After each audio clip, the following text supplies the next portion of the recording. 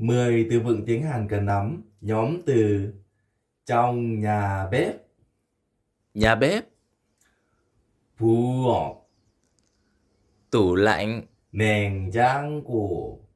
con dao, 칼, cái nồi, cái xoong, 냄비, cái thớt, 도마, cái muỗng, 국자,